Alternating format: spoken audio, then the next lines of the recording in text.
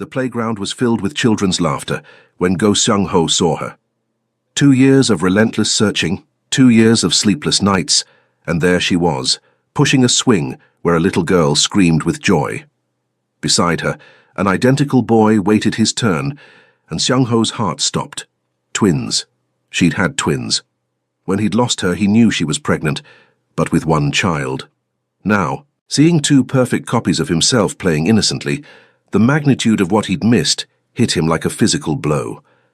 Camille looked up as if feeling the weight of his gaze. When their eyes met across the park, she went pale as paper. Her hand flew instinctively to her chest, protecting the heart he had broken without knowing. The children continued playing, oblivious to the tension crackling between their parents.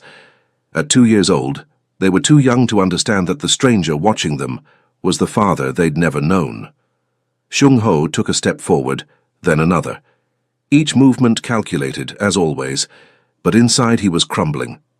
2 years searching for the woman he loved, 2 years without knowing he had not one child, but 2.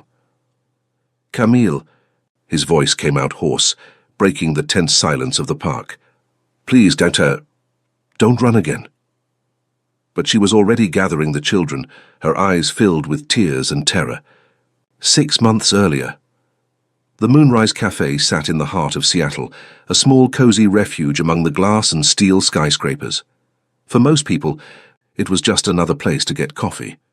For Go Seung-ho, it was an unexpected sanctuary amid the chaos of commanding one of the most sophisticated import operations on the West Coast. At 35, Seung-ho had perfected the art of absolute control. Every word measured, every expression calculated, every movement deliberate. As leader of an organization that moved millions through containers at the Seattle port, he couldn't afford to show weakness. His legitimate businesses importing Asian electronics and art served as the perfect front for more lucrative and more dangerous operations. That Tuesday morning he entered Moonrise as he always did, silent, observant, emanating an aura that made other customers unconsciously step away. His dark grey suit was impeccable, black hair perfectly slicked back, and his dark eyes swept the environment with a predator's precision. "Good morning, the usual," the warm voice made him look up from his phone screen. Camille Turner stood behind the counter, smiling with a genuineness that caught him off guard. Rich mahogany skin glowing under the cafe's soft light, natural curly hair pulled into a high bun that highlighted the elegance of her neck, dark brown eyes that seemed to see through the masks people wore. "Double Americano." "No sugar," he replied, his voice naturally low and controlled. "Perfect. And how about trying our new blueberry muffin? I made them myself this morning."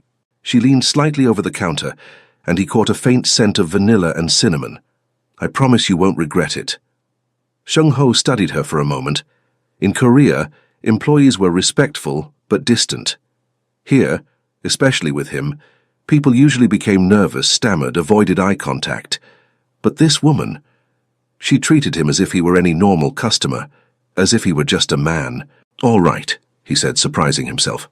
Her smile widened. "Great choice, you'll see it's addictive." As she prepared his coffee with efficient and graceful movements, Seung-ho found himself watching more than he should. The way she hummed softly while working, how she greeted other customers by name, how her eyes lit up when she talked about the pastries she made. "Here you go," she said, sliding the cup and muffin across the counter. "And don't forget, if you don't like it, I'll make another coffee for free." "That won't be necessary," he replied, leaving a $20 bill. "Keep the change." Her eyes widened. "Sir, that's too much."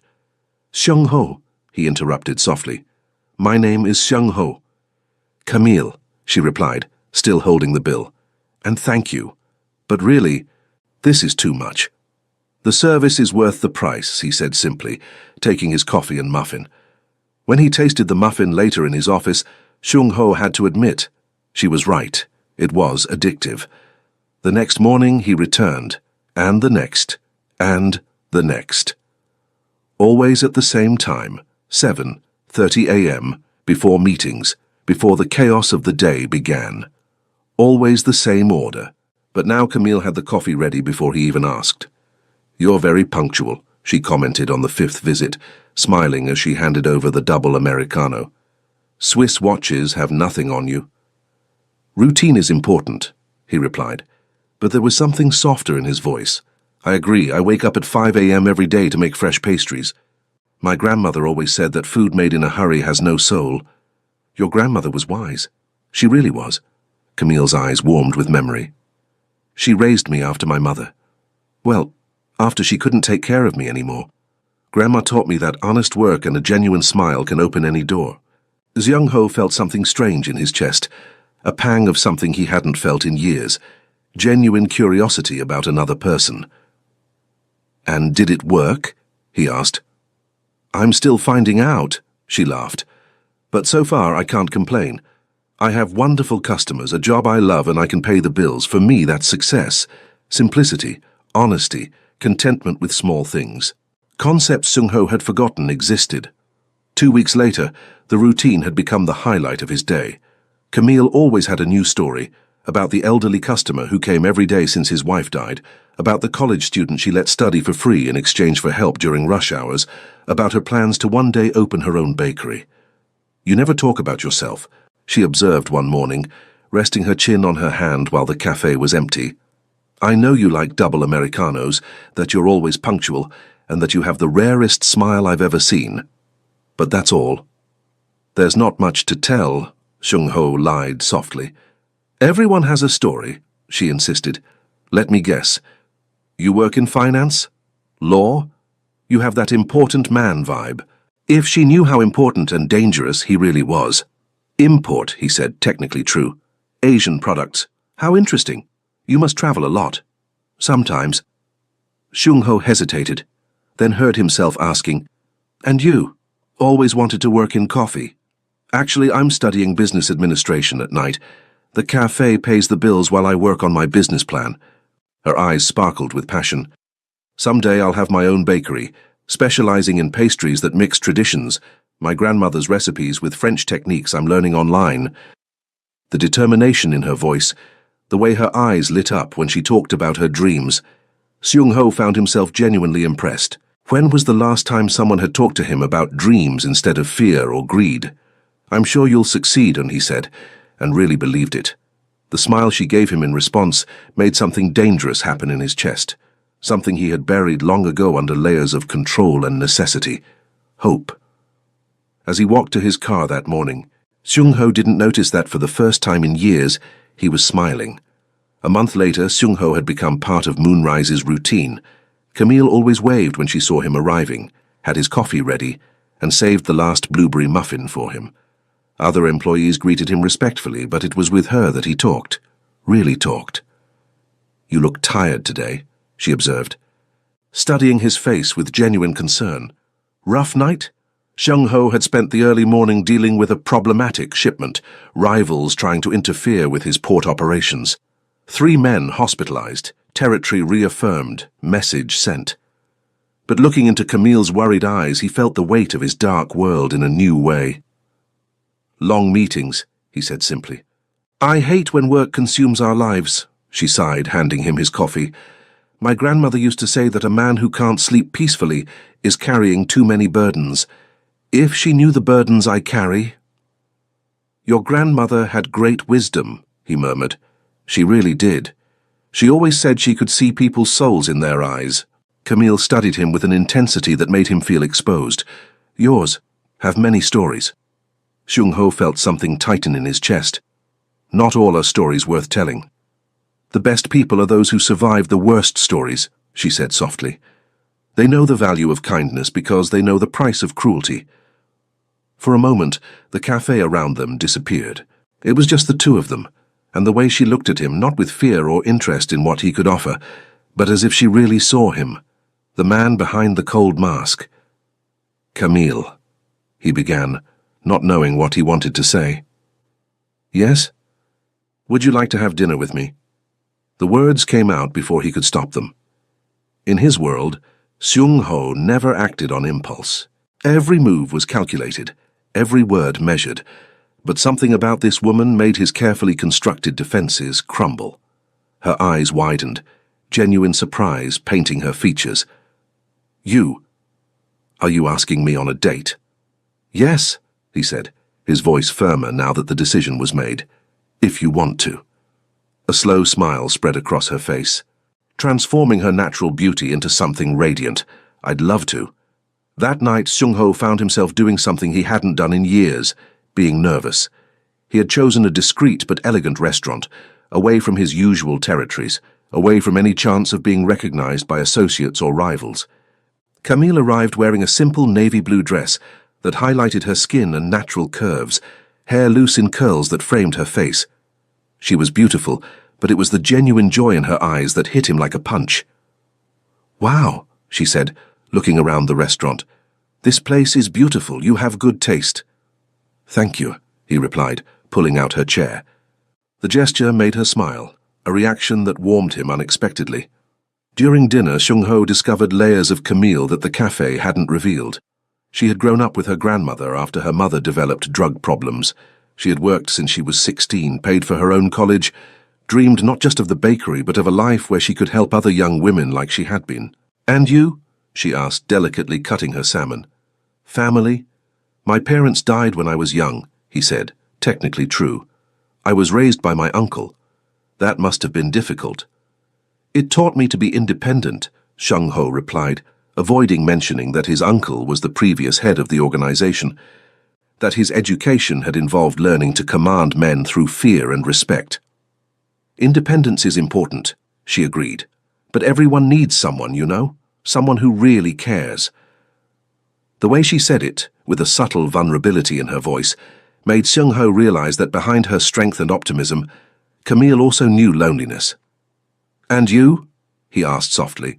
"Do you have someone who cares?" She lowered her eyes, a ghost of sadness crossing her features. "I've had some relationships, but they never worked out. I think I'm afraid." "Afraid of what?" "Of being abandoned," she admitted, her voice almost a whisper. "My mother was abandoned by my father when he found out she was pregnant. He was a rich, powerful man, and she was just a common girl. When things got serious, he disappeared. I never knew him." Seung-ho felt something cold settle in his stomach. The cruel irony of the situation didn't go unnoticed. Here he was, a powerful and dangerous man, falling in love with a woman whose greatest fear was exactly what he represented. "Not all men are like that," he said, his voice rougher than intended. "I know." She smiled sadly. "At least I want to believe that. My grandmother always said that when I found the right man I would know, that he would be someone who would choose me every day, not just when it was convenient." "I would choose you," Seung-ho thought with an intensity that scared him. "Every day, forever." But the words stuck in his throat, because how could he promise that when his own life was a lie? After dinner, they walked slowly to her car, neither wanting the night to end. "Thank you," Camille said, turning to face him under the soft streetlight. "I haven't had this much fun in a long time." "Me neither," Seung-ho admitted. "Would you like to do this again?" "Definitely," she smiled, then hesitated. "Seung-ho?" "Yes. You're different from what I thought at first." "Different how?" "At the cafe you seemed so controlled, distant. But tonight—" She lightly touched his arm, and he felt the warmth through his shirt fabric. "Tonight I saw who you really are, and I really like what I see." If she knew who he really was, she would run in the opposite direction. But when she leaned in and softly kissed his cheek, Seung-ho closed his eyes and for a moment allowed himself to imagine a different life. A life where he was just Seung-ho, not the head of a criminal organization. A life where he could love this woman without putting her in danger. "Good night," she whispered, getting into her car. Seung-ho stood on the sidewalk long after her taillights disappeared, one hand touching the spot where her lips had touched his skin. For the first time in his adult life, Go Seung-ho was in love. And for the first time, that terrified him more than any enemy. 3 months passed like a waking dream. Seung-ho and Camille saw each other almost every day. Breakfast at moonrise, intimate dinners, walks at Pike Place Market, nights watching movies at her modest apartment. To the outside world, they were just a normal couple in love. Seung-ho had become a master at compartmentalizing his life. During the day, he was the cold and calculating boss who commanded million-dollar operations. At night, he was just a man in love with an extraordinary woman. "You're different." observed Seo Byung-hun, his right-hand man and childhood friend during a tense meeting about disputed territory. More relaxed. I'm focused, Seung-ho replied dryly, reviewing shipment reports. Focused on what? Because it's not on business, Byung-hun pressed. The men are talking. You leave earlier, arrive later, smile when you think no one is looking. Seung-ho looked up, his expression returning to the usual cold mask. My personal life is not the men's business. It is when it affects our operation, Byung-hun replied, unintimidated. There are rumors that you're involved with someone. Someone. External. The temperature in the room seemed to drop a few degrees. Careful, Byung-hun. Seung-ho, you're like a brother to me. But I'm also responsible for protecting this organization. If there's a weakness... There is no weakness, Seung-ho cut him off, his voice dangerously low. And if I find out that someone is following me or investigating my private life, the consequences will be severe, understood? Byung-hun nodded reluctantly, but Seung-ho could see the concern in his eyes. And deep down, he knew his friend was right. Camille was a weakness, the biggest he had ever had. That night, Seung-ho arrived at Camille's apartment, carrying flowers and attention she immediately noticed. Rough day? She asked, accepting the pink peonies with a smile that made his chest tighten. Something like that, he murmured, pulling her into his arms. Her scent, vanilla and something uniquely hers, always managed to calm the storm in his mind. Want to talk about it? I want to tell you everything, he thought desperately. I want you to know who I really am, what I really do, why I wake up every night in cold sweat thinking about losing you. Just work problems, he said instead, kissing her neck. Nothing that matters now. They made love that night with a desperate intensity that left them both trembling. Afterward, while Camille slept nestled against his chest, Seung-ho lay awake staring at the ceiling, knowing he was living on borrowed time. 2 weeks later, Camille arrived at the cafe with a different glow in her eyes and news that would change everything. Seung-ho, she said, her hands trembling slightly as she served his coffee. I need to talk to you after work. Something in her tone made an alarm sound in his mind. Is everything okay? It's just something important. The rest of the day passed in slow motion. Seung-ho tried to concentrate on meetings, reports, decisions that affected hundreds of people, but his mind kept returning to the nervousness in Camille's eyes. When they finally met that evening, she led him to the small park where they used to walk. The sunset light gilded her skin, but he could see the tension in her shoulders. Camille, what's happening? She stopped walking, turned to face him, and took a deep breath. I'm pregnant. The world stopped. Seung-ho felt like he had been punched in the stomach. Joy, terror, fierce protection, panic. Everything mixed in an emotional storm he could barely process. Pregnant, he repeated, his voice coming out hoarse. I know it's unexpected, she said quickly, misinterpreting his silence. I know we didn't plan this, that maybe it's too early, but... Camille, he interrupted her, taking her trembling hands. You're carrying my child? Yes, she whispered, tears shining in her eyes. And I know it's scary, but I want this, Seung-ho. I want to have your baby. The joy that exploded in his chest was unlike anything he had ever felt. Pure, overwhelming, transformative. He pulled her into his arms, spinning her in the air while she laughed through tears. I love you, he said against her lips, the words coming out before he could stop them. I love you so much, Camille. I love you too, she whispered back, and for one perfect moment, the world was just the two of them and the miracle growing inside her. But then reality began to seep in. A baby, a family. Responsibilities that went far beyond protecting just Camille. How could he raise a child in his world? How could he be a father when his own hands were stained with blood? Seung-ho? Camille pulled back slightly, studying his expression. Are you okay? I'm processing, he said honestly. It's a lot. I know, for me too. She touched his cheek softly. But we'll figure it out together, right? One step at a time. Together. How he wished it could be that simple. That same night, while Camille slept with her head on his chest, one protective hand over her still flat belly, Seung-ho made the most difficult decision of his life. He needed to get out. He needed to find a way to leave the organization, to build a legitimate life for his family, no matter the price.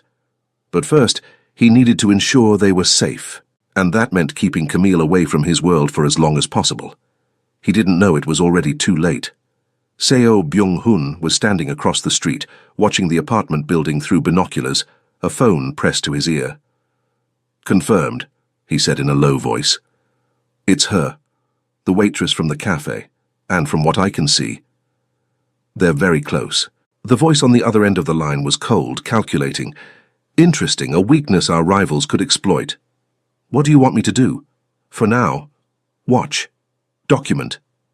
And if the situation becomes problematic, you know what to do." Byung-hun hung up the phone, a heavy weight settling in his stomach. Seung-ho was like a brother, but the organization came first. Always. And women like Camille Turner. They were complications that men like them couldn't afford to have. 6 weeks later, Camille's life had become a fairy tale. Seung-ho was attentive, protective, and completely devoted to her and the baby. He had insisted on paying for all medical appointments, had transformed her guest room into a future nursery, and spent hours with his hand on her belly, speaking in Korean to the child growing inside. "What are you saying?" she asked one night, smiling as he murmured soft words against her skin. "I'm telling them about you," he said, kissing her belly. "How strong, intelligent, beautiful you are. How lucky they are to have you as a mother. And about Daddy? What are you saying about him?" Seung-ho hesitated, something dark crossing his features. "That he will protect you both always." There was something in his voice that made her sit up, studying his expression. "Seung-ho, are you okay? Lately you seem worried." "I'm just thinking about the future," he said, avoiding her eyes. "Wanting to make sure I can provide for our family. You already provide. We don't need much. We need security," he interrupted, a strange intensity in his voice. "We need to know you'll always be protected." Camille frowned. Lately, Seung-ho had become almost obsessive about security. He insisted on driving her to and from work, checked her apartment locks repeatedly, and she had noticed strange men who always seemed to be around when they went out together. "Seung-ho, you're scaring me a little. Why all this concern about security?" He finally looked at her, and for a moment she saw something in his eyes that made her shiver. Fear, guilt, and something darker she couldn't identify. "There are things about me you don't know," he said slowly. "Then tell me." "I can't." "Why not?" Frustration was growing in her voice. "Seung-ho, we're going to have a child together. There can't be secrets between us. Some secrets exist to protect those we love," he said softly, touching her face. "Trust me." But for the first time since they met, Camille found herself questioning whether she really could. The next morning, everything changed. Camille was at the cafe preparing for the morning shift when Detective Angela Coleman walked in. She knew the detective. Angela was a regular customer, always kind, always professional, but today there was something different in her posture. "Camille, can I speak with you privately?" "Of course," Camille said, wiping her hands on her apron. "Is everything okay?" Angela looked around the nearly empty cafe, then leaned over the counter. "I need to ask some questions about Go Seung-ho." Camille's blood ran cold.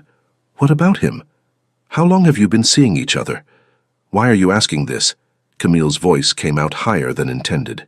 "Camille, Seung-ho is being investigated by the FBI.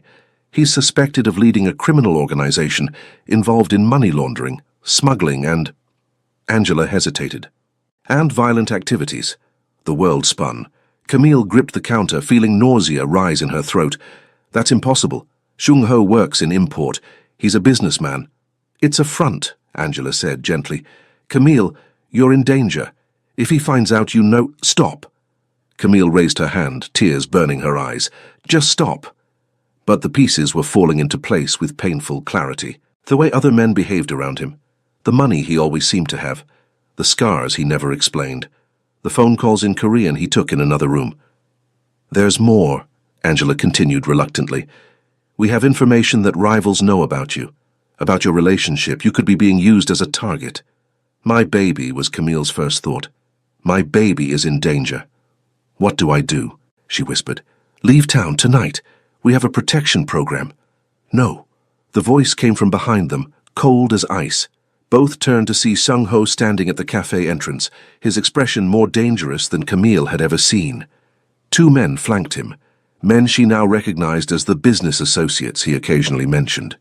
Sung-ho, she whispered, instinctively placing a protective hand over her belly. Their eyes met across the cafe, and she saw the exact moment he realized she knew. The mask he wore with the rest of the world slipped for a second, revealing raw pain and desperation. Detective Coleman, he said, his voice returning to icy control. What a coincidence finding you here. Go, Sung-ho, you're under arrest. I'm not. He took a step forward, and Angela instinctively moved her hand to her weapon. And I suggest you leave. Now. Camille, come with me, Angela said urgently. Now. Camille looked between them, her heart breaking. The man she loved, the father of her child, was a stranger, a criminal. Everything had been a lie. Camille, Sung-ho said, his voice breaking slightly. Let me explain. Explain what? She screamed, tears running down her face. That you lied to me from day one, that our entire life is a sham? It's not a sham, he said desperately, taking another step toward her. What I feel for you, for our baby, that's real. It's the only real thing in my life. But you're a criminal, she whispered. You hurt people. I protect you, he said fiercely. I've always protected you. From whom? From yourself. The question hit him like a slap. For a moment, Sung-ho looked like a broken man, not a dangerous boss. Camille, please. No. She backed away from him, each step breaking her heart. I can't do this. I can't raise my child in this world. Our child, he corrected, raw pain in his voice. My child, she said firmly, even though the words destroyed her. Because you chose your life, Sung-ho, and I'm choosing mine. She ran to the back of the cafe, grabbed her purse, and left through the back door before he could follow her. Sung-ho stood in the empty cafe, the sound of her footsteps fading, echoing like gunshots in his chest. He had lost everything, and for the first time in his life. Go Sung-ho didn't know how to fix what he had broken. The first 6 months after Camille disappeared were hell on earth for Sung-ho. He had mobilized all the organization's resources, hired the best private investigators, used every contact he had in government agencies and the criminal underworld. Nothing. It was as if she had simply evaporated. Maybe it's better this way. Seo Byung-hun had suggested once, during a particularly tense meeting. She knew too much. She was a liability. Sung-ho had broken 3 of Byung-hun's ribs that day. It was the first time he had laid hands on his right-hand man, but the rage he felt hearing those words was overwhelming. Never, he had growled, holding Byung-hun by the throat. Never speak of her as if she were a problem to be eliminated. But as the months passed, Sung-ho began to suspect there was something more behind Camille's disappearance. Clues that led to dead ends. Investigators who suddenly lost interest or found contradictory evidence. Trails that simply vanished. The first year was marked by a dark transformation in Seung-ho. He became colder, more calculating, more brutal with rivals and subordinates. He expanded operations to Vancouver, Portland, and San Francisco, always hoping a clue would lead him to her. Each new city was renewed hope. Each dead end was a stab to the heart. You're killing yourself, observed Dr. Han, the organization's private physician, after treating Sung-ho for exhaustion for the 3rd time in 6 months. When was the last time you slept a full night? Sung-ho didn't answer. How could he explain that every time he closed his eyes, he saw Camille's face when she discovered the truth? How could he sleep knowing that somewhere she was raising his child alone? He had started frequenting Moonrise every morning, sitting at the same table where he used to wait for her. The new manager always greeted him nervously, but Sung-ho just drank his double Americano in silence, staring at the counter, where she used to smile at him. At 18 months, Sung-ho had become an urban legend in the underworld. Stories circulated about the Korean boss who had lost his sanity looking for a woman. Some said she had died, others that she had fled with money from the organization. Sung-ho killed 3 men for spreading that last version. It was around this time that he finally confronted Byung-hun. "You hid her from me." It wasn't a question. They were alone in the office after a meeting about territorial expansion. Byung-hun didn't deny it. "It was necessary." "Necessary?" Seung-ho's voice was dangerously low. "She was pregnant, Seung-ho, a child in this world. It would be a constant target, a weakness our enemies would exploit. So you decided for me. I decided for the organization, for you, for her." Byung-hun stood up, facing Seung-ho's murderous gaze. "You think I enjoyed doing this? You're my brother. But I couldn't let you destroy everything we built for a woman. Where is she?" "I don't know. After she left Seattle, I lost the trail." "That was real, Seung-ho. She disappeared on her own." Seung-ho studied his childhood friend's face, looking for signs of lies. He found only guilt and determination. "You have a choice," Seung-ho said finally. "Leave the organization now, with a lifetime pension and my promise that we'll never see each other again. Or stay and accept that our friendship died today." Byung-hun chose to stay. But something fundamental had broken between them. In the second year, Seung-ho had become an obsessed man. He expanded searches internationally, hired hackers to monitor hospital systems looking for birth records, used facial recognition at airports and train stations. Nothing. It was as if Camille Turner had never existed. He began to question his own sanity. There were nights when he woke up sweating, convinced he had dreamed it all. The cafe, her smile, the pregnancy. But then he would find a photo of them both on his phone, or smell her perfume still lingering on a shirt she had worn, and the pain would return with full force. Dr. Yoon, a discreet psychiatrist who served Seattle's elite, had suggested that Seung-ho consider the possibility that Camille didn't want to be found. "Maybe she's built a new life," he said during one of the rare sessions Seung-ho agreed to attend. "Maybe it's time for you to do the same." Seung-ho never returned to that office. At 22 months, something in Seung-ho began to die. He still commanded the organization efficiently, still expanded territories, still eliminated threats. But inside he was becoming a ghost. It was Jong Kyung-ho, one of his younger lieutenants, who finally had the courage to say what everyone was thinking. "Boss, with all respect, maybe it's time to accept that she's gone." Seung-ho had looked at the young man for a long moment, seeing in his eyes the genuine concern all his men felt. They watched their leader consuming himself, destroying himself for a woman who had chosen to leave him. "Maybe," Seung-ho had replied, and for a moment Kyung-ho thought he had finally reached him. But that night, Seung-ho was back at the computers, analyzing investigator reports, following clues that led nowhere. On the day that marked exactly 2 years since Camille disappeared, Seung-ho was driving aimlessly through the streets of Portland. He had come to meet a supplier, but the meeting had ended early, and he found himself simply driving. Maybe it was exhaustion, maybe it was desperation, or maybe it was just fate finally deciding to have mercy on him. He saw the park and on impulse stopped. He needed fresh air. He needed a moment away from phones, reports, the endless search that had consumed his life. He was walking through the tree-lined paths when he heard the laughter. Loud, joyful, childish. Something about the sound made his heart skip a beat. He followed the sound to the playground and stopped. There she was, Camille, pushing a swing where a little girl screamed with joy. Beside her, an identical boy waited his turn, and Seung-ho's heart literally stopped beating. The child's eyes, his own face in miniature. Twins. 2 children he had never known. Camille looked up as if feeling the weight of his gaze. When their eyes met across the park, she went pale as paper, one hand flying instinctively to her chest. The girl stopped laughing, sensing her mother's sudden tension, and gripped the swing chains tighter. Seung-ho took a step forward, then another, each movement calculated as always, but inside he was crumbling. 2 years searching for the woman he loved. 2 years without knowing he had children. "Camille." His voice came out hoarse, breaking the tense silence of the park. "Please, don't run again." But she was already gathering the children, her eyes filled with tears and terror. The boy pointed at Seung-ho with innocent curiosity, looking between him and his mother with confusion. "Man," he said simply, as 2-year-olds do when seeing strangers. Seung-ho felt like he had been punched in the stomach. His own son didn't know him. To him, Seung-ho was just man. "Let's go home, babies," Camille said quickly, picking up both children with the desperate strength only mothers have. "Camille, wait," Seung-ho said, his voice breaking. "Please." She stopped, but didn't turn around. "What do you want, Seung-ho?" "I want to know my children.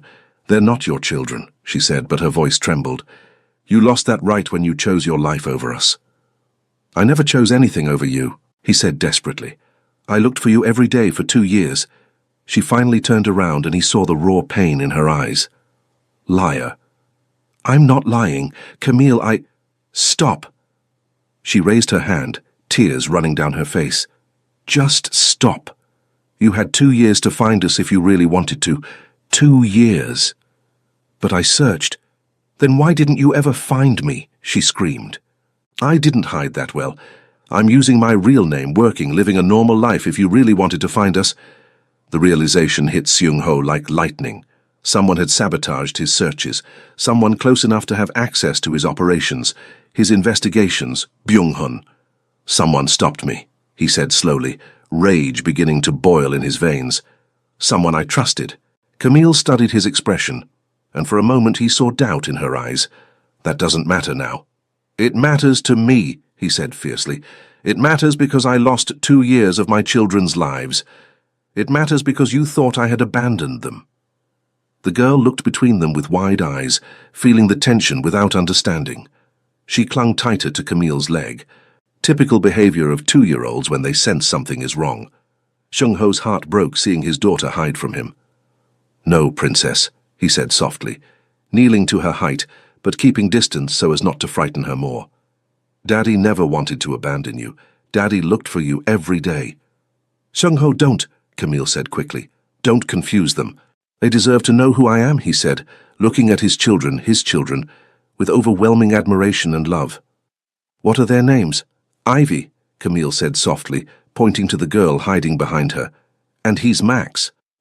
"Ivy and Max," Seung-ho repeated, as if memorizing the names. "Beautiful names." Max, braver than his sister, took a small step toward Seung-ho, curious despite the tension. "Man," he repeated, pointing again. "Ivy and Max." Seung-ho looked at Camille, seeing the love and fierce protection in her eyes. She had raised these children alone, had been mother and father, had chosen beautiful names for them. "You chose perfect names," he said softly. Ivy, still shy, stretched out a small hand toward Seung-ho, lightly touching the fabric of his shirt with a 2-year-old's natural curiosity. Seung-ho closed his eyes, feeling tears burn as he felt his daughter's tiny touch. "Hi, princess," he whispered. The children's innocence, who didn't understand the complexity of the situation, was like a knife to the heart. Seung-ho looked at Camille, seeing his own pain reflected in her eyes.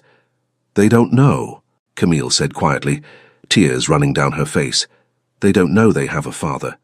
Max, noticing his mother was crying, clung to her leg. "Mommy sad?" he asked with a child's simple concern. "That depends on their mommy," Seung-ho said, slowly standing so as not to frighten the children, but keeping his eyes on Camille. "Seung-ho," she began, but her voice failed. "I've changed," he said desperately. "I left the organization. I'm trying to build something legitimate, something clean, for you." "You left?" Genuine surprise painted her features. "I'm in the process. It's complicated, but I'm making it happen." He took a step toward her. "Camille, I know I don't deserve a second chance. I know I broke your trust, that I caused pain. But these children, they're my chance at redemption, to be the man you always saw in me." Camille looked at her children, who watched the conversation with wide, curious eyes, then back at Seung-ho. "One chance," she said finally, her voice almost a whisper. "Just one. But if you hurt them, if you bring danger to their lives—" "Never," he promised fiercely. "I would die before letting anyone hurt them." "Then prove it," she said simply. "Prove you've changed. Prove you deserve to be their father." Seung-ho nodded, determination burning in his eyes. He had found his family. Now he needed to fight to keep it. And the first step would be dealing with Seo Byung-hun, 18 months later. The sound of children's laughter echoed through the garden of the house in Vancouver, where Seung-ho had built a new life for his family. Away from Seattle, away from his past, away from anything that could threaten the peace they had conquered. Camille was on the porch, watching Seung-ho teach Ivy and Max to plant flowers in the garden. At 4.5 years old, the twins were a perfect mix of both, her determination, his intensity, and a pure joy that illuminated each day. "Daddy flower," Ivy said, pointing to the rose seedling she held in her small hands. "That's right, princess." Seung-ho smiled, kissing the top of her head. "Beautiful flower for Mommy." "Mommy!" Max shouted happily, waving to Camille on the porch. "Daddy loves Mommy," Seung-ho said, more to himself than to the children looking at Camille on the porch. "And loves you two too." The journey here hadn't been easy.